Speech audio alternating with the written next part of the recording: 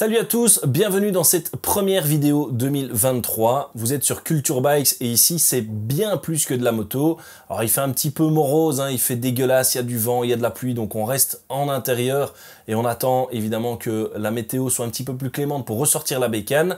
Cela dit, j'espère que vous avez passé d'excellentes fêtes de fin d'année. Encore une fois, meilleurs vœux pour cette nouvelle année, que tous vos projets se réalisent et soient pleins de succès.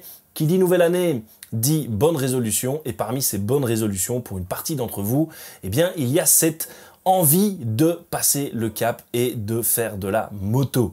Alors, ce sera le sujet de cette vidéo, ce sont les différentes raisons qui nous amènent, qui vont vous amener certainement à faire de la moto, et je compte d'ailleurs sur les abonnés de Culture Bikes pour nous faire part en commentaire du pourquoi vous faites de la moto. Pour les autres, il suffira juste de suivre ces différentes raisons. Si vous n'êtes pas encore abonné d'ailleurs à la chaîne, je vous invite à le faire pour ne rien rater des futures vidéos. Et puis, pourquoi on fait de la moto? C'est parti!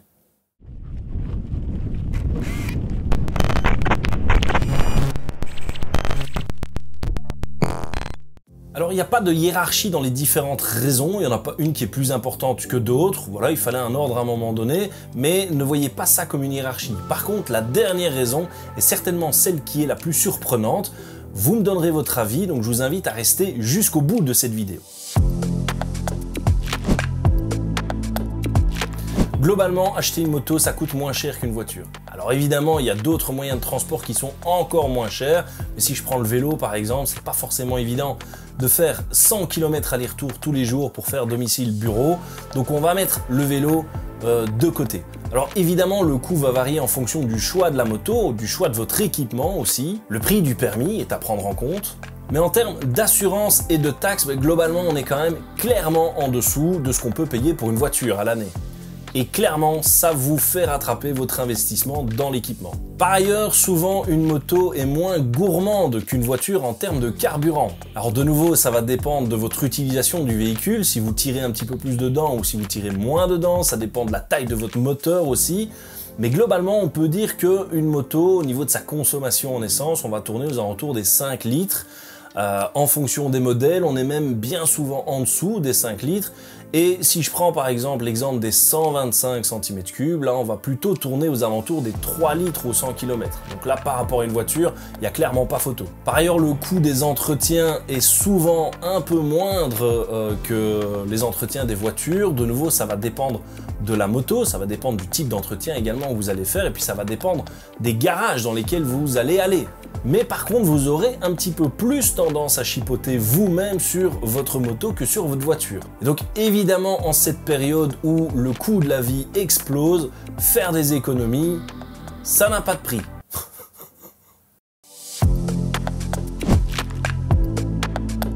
Deuxième raison, la simplicité. Alors oui, c'est sûr que ça prend un petit peu plus de temps de s'équiper le matin que si vous deviez simplement poser vos miches dans votre voiture, mais c'est quand même super simple une moto en fait. Déjà, vous avez généralement moins d'emmerdes parce que vous avez moins de composants sur votre véhicule.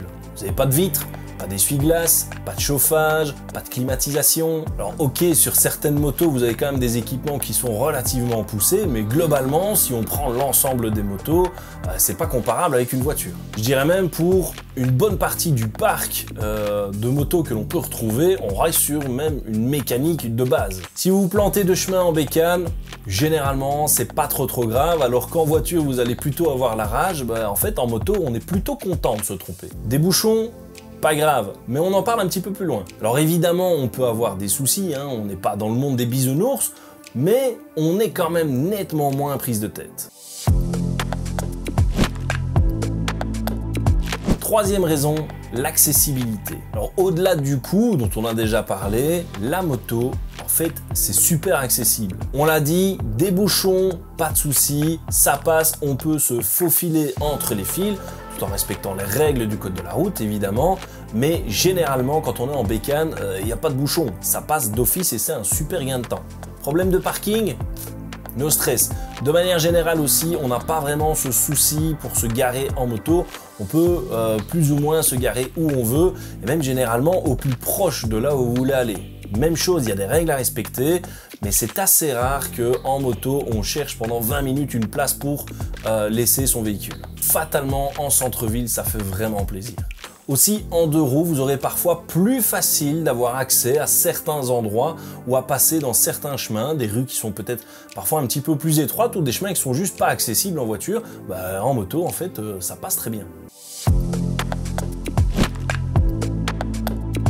4e raison, l'adrénaline et les sensations physiques. Alors si vous avez une voiture puissante, vous pourrez certainement ressentir son accélération, et si c'est pas le cas, voilà. Tandis qu'en moto, quelle que soit la cylindrée, vous allez ressentir des sensations, que ce soit l'accélération ou autre. Il n'y a pas une moto où vous ne ressentirez pas de sensations physiques. Alors évidemment, une accélération en moto, ça claque, hein, on est bien d'accord, mais il n'est pas obligé de rouler super vite pour ressentir cette accélération.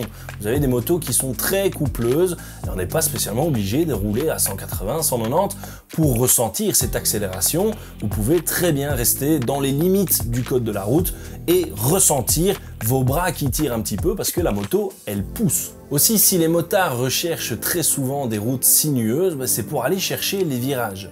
Parce que tourner en moto, ça n'a quand même rien à voir avec le fait de tourner en voiture. Je penche, donc je suis, comme on dit parfois dans la communauté. Cette sensation d'angle que vous allez ressentir à chaque virage vous procure des émotions que vous allez retrouver que en moto ou dans un parc d'attractions. Tout ça sans spécialement rouler comme un fou. Juste, vous vous laissez aller, c'est bien. Vous mêlez à ça une petite accélération en sortie de virage juste avant un changement d'angle et là, magnifique. Tout ça, je le rappelle, sans spécialement rouler vite.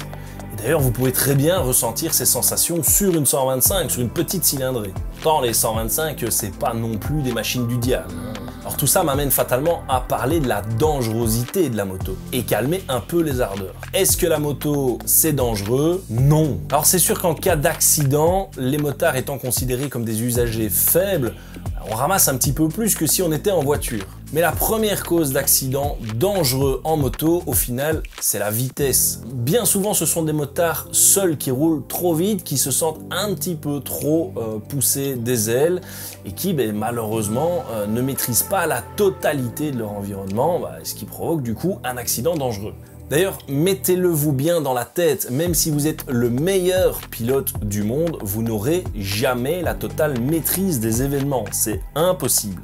Il y a beaucoup trop de paramètres aléatoires à prendre en compte. L'état de la route, les autres usagers, vous ne savez pas tout maîtriser, tout contrôler, donc ça sert à rien de faire le fanjo, vraiment. Vous n'aurez jamais la maîtrise totale de ce qui se passe sur la route. Ce qui veut donc dire qu'à partir du moment où vous respectez le code de la route, que vous êtes bien équipé, que vous êtes suffisamment attentif à ce qui se passe autour de vous, a priori, il n'y a pas vraiment de danger à avoir. Après, évidemment, un accident, ça peut toujours arriver. Tiens, petite question aux abonnés, est-ce que vous êtes déjà tombé? Et si oui, quand est-ce que vous êtes tombé? Et dans quel cadre ça s'est passé? Comment est-ce que vous êtes tombé finalement? En ce qui me concerne, je suis tombé une seule fois en moto, c'était il y a une quinzaine d'années. Je m'en rappelle comme si c'était hier, c'était sur la route entre Marche-en-Famenne et La Roche en Ardennes. Une magnifique route pour les motards d'ailleurs. Et tout simplement, en prenant un virage, je suis arrivé un petit peu trop vite. Mon premier réflexe a été de freiner, notamment de freiner de l'avant. L'embêtant, c'est qu'en moto, quand on freine avec le frein avant, on bloque la direction. Ce qui fait que je me suis déporté vers l'extérieur du virage. Et étant donné que j'étais plutôt préoccupé à ce qui se passait de l'autre côté de la route, plutôt qu'à regarder là où je voulais aller, là où je devais aller.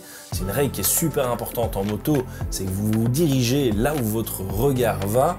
Et donc j'ai continué à me déporter sur l'extérieur du virage, là où il y a toutes les petites imperfections de la route, tous des petits gravillons. Et donc directement, je me suis couché. Résultat, quelques petites égratignures, j'ai relevé la moto et je suis reparti, il n'y a pas eu de grand danger. C'était clairement lié à une mauvaise lecture de la route et surtout un manque de formation. À l'époque, en 125, il n'y avait pas de formation, j'avais acheté ma bécane et puis je suis parti rouler comme ça. À l'heure actuelle, évidemment, je repense toujours à cet événement et puis depuis, j'ai passé mon permis moto, j'ai été formé et donc j'ai appris à pouvoir anticiper ce genre de virage. Puis surtout à comment réagir au niveau des freins, au niveau du regard si je devais arriver un petit peu trop vite dans un virage. Donc c'est super important aussi la formation, l'anticipation et pas croire que on est des champions du monde. Cinquième raison, le développement personnel. Et ça fait justement lien avec le point précédent, puisque en moto, vous allez être amené à prendre des décisions et devoir agir très vite. Vous allez également développer une certaine coordination de vos membres. Ah bah oui, puisque en moto, vous passez les vitesses avec votre pied gauche, vous allez embrayer avec votre main gauche, vous allez freiner de l'avant avec votre main droite et vous allez freiner de l'arrière avec votre pied droit. Alors quand on a l'habitude de conduire une voiture, c'est un peu contre-intuitif. Et au début, ça peut en bloquer l'un ou l'autre. Mais honnêtement, c'est très facile et on s'adapte rapidement. Au-delà de ça, vous allez développer une certaine endurance aussi. Car rouler en moto, c'est physique. Enfin physique. En vérité, c'est plutôt fatigant, parce que vous allez devoir lutter contre le vent, mettre parfois des impulsions pour prendre des virages, tenir votre moto à l'arrêt. Une moto, ça pèse parfois plusieurs centaines de kilos, 150, 200, 250, voire plus. Mais également, vous allez devoir être attentif à tout en permanence. Du coup, quand vous rentrez de balade, généralement, vous êtes bien claqué. Mais à force d'enchaîner les balades, finalement, vous allez prendre plus d'habitude et vous allez devenir de plus en plus résistant, tant physiquement que mentalement. Et vous aurez envie d'aller de plus en plus loin aussi. En plus, ça vous fera un super boule. Parce que passer plusieurs heures sur une selle, au début, on va pas se le cacher, ça pique. Mais au bout d'un moment, ça pique toujours. Mais non, on s'habitue, et en plus, il y a de plus en plus maintenant de selles confort, donc franchement, ça va.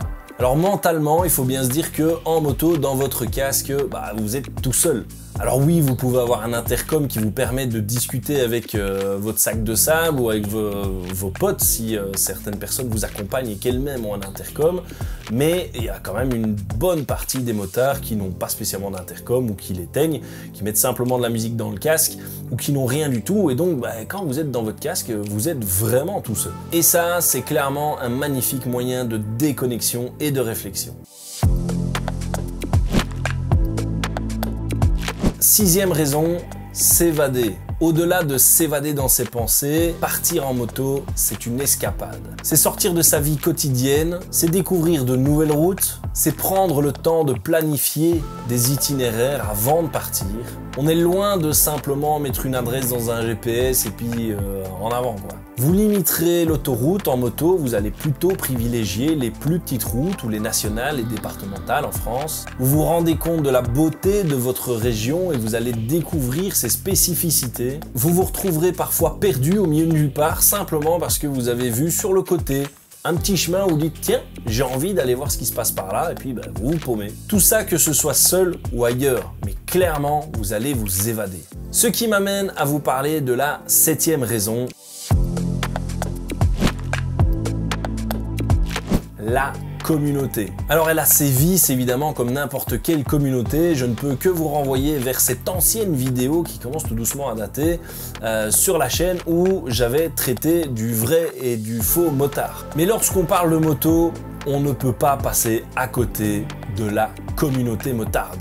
Avoir une moto, c'est inévitablement faire des rencontres, se faire des amis, c'est partager des moments ensemble. Garez-vous quelque part à côté d'autres motos et inévitablement vous allez commencer à taper discute avec les propriétaires des autres motos. Ça se passe tout le temps comme ça. Vous allez commencer à vous faire signe sur la route, le fameux V. D'ailleurs, la première fois qu'un motard vous fera signe, vous serez tout content dans votre casque. Vous parlerez plus volontairement de moto avec d'autres collègues motards que de voitures. Pour certains, la moto et la communauté, c'est même carrément un mode de vie. Ça soude des liens importants et même sans vous en rendre compte, vous allez tenter de faire au moins une fois une balade groupée.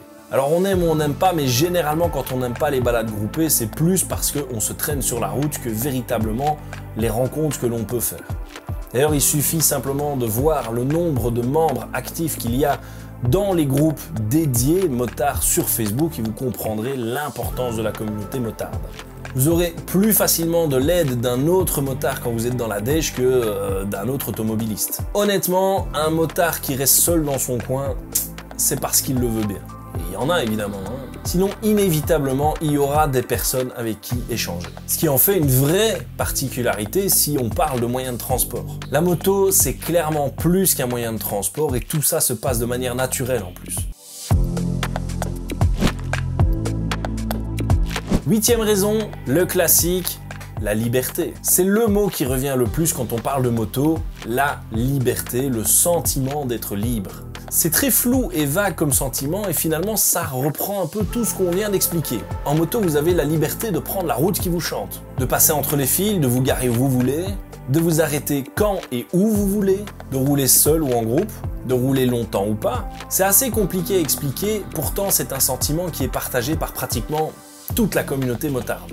En moto, on est libre. Alors ça peut être aussi le fait que on n'a pas de carrosserie qui nous englobe et donc on est un peu à ciel ouvert quand on roule. On se sent moins confiné, moins écrasé. Et cette liberté finalement, ça nous amène à vous parler de cette dernière raison pour laquelle vous devriez rouler en moto. C'est assez surprenant pourtant, je suis sûr que vous allez être d'accord quand je vais vous l'expliquer. Cette dernière raison, c'est la proximité avec la nature. Pourtant, quand on pense à moto, fatalement, on pense à moteur thermique, on pense à essence, on pense à huile, on pense à odeur, on pense à pollution sonore avec des pots qui font vraiment beaucoup de bruit. Mais quand vous roulez en moto, vous êtes dans le décor, vous en faites partie. Ce que vous ne ressentirez jamais en voiture. Sur votre selle, vous sentez la chaleur, la froideur, l'humidité. Vous sentez même les variations de température quand vous êtes sur la route et que vous rentrez dans une partie un peu plus boisée. Vous perdez quelques degrés, vous le sentez automatiquement. Vous sentez la nature, les odeurs de la ville, la campagne, la forêt, le vent sur votre visage, même si vous avez une visière. C'est d'ailleurs une des choses que je préfère quand je ressors ma moto après avoir un peu hiverné, même si j'hiverne jamais vraiment. Mais quand vous avez une grosse période où il fait vraiment dégueulasse, quand je ressors ma moto après 10 mètres, rien que le fait de sentir ce vent sur mon visage, je suis déjà tout content. Et c'est un sentiment que j'ai jamais ressenti autrement qu'en moto, peut-être limite en ski. Il m'est déjà arrivé d'ailleurs plus d'une fois où des personnes ont vu mes vidéos et où m'ont dit « mais tiens c'est marrant mais on voit pas du tout de la même façon la route en moto qu'en voiture ». Ah non, clairement, comme je l'ai dit, quand vous êtes en moto, vous faites partie du décor et vous voyez tout différemment. Alors qu'en voiture, avec la carrosserie, l'habitacle, vous êtes enfermé, vous êtes confiné et c'est clairement pas la même chose. De ce que j'ai déjà vu, généralement, les motards récupèrent toutes les crasses qu'ils peuvent avoir lorsqu'ils s'arrêtent pour pique-niquer, par exemple. Alors ça veut pas dire qu'il n'y a pas des gros porcs dans la communauté motarde, mais globalement, on essaie vraiment de faire attention. Tout comme le volume sonore, toutes les motos ne font pas un bruit de dingue à s'entendre à 5 km. Tous ces éléments font que clairement, quand on roule en moto, on est beaucoup plus proche de la nature que si on roulait en voiture ou dans un autre moyen de transport, du moins à moteur. Voilà quelques raisons qui peut-être vous donneront envie de franchir ce cap, de passer cette étape et de vous lancer finalement vers ce magnifique monde qu'est le monde de la moto et du deux roues. Si passer votre permis c'est dans vos projets, je vous le dis tout de suite, c'est maintenant qu'il faut s'y prendre. Alors oui, évidemment, il fait dégueulasse et c'est pas forcément gai, mais justement, c'est maintenant que vous aurez le plus de disponibilité et lors de votre formation, vous allez apprendre de manière optimale puisque vous allez avoir les pires conditions possibles. Si vous êtes en train de chercher une nouvelle moto ou une future moto, c'est également maintenant qu'il faut regarder puisque c'est en ce moment où le marché est le plus ouvert. Bref, comme disait l'autre, le changement, c'est maintenant. En attendant de vous croiser sur la route, je vous laisse dans votre réflexion. Je salue toutes les autres personnes qui sont restées jusqu'au bout de cette vidéo. Si d'ailleurs elle vous a plu, n'hésitez pas à lâcher un petit pouce sur la vidéo et à venir nous rejoindre sur les réseaux sociaux, sur Facebook et sur Instagram. À bientôt pour de nouvelles aventures et en attendant, ride safe.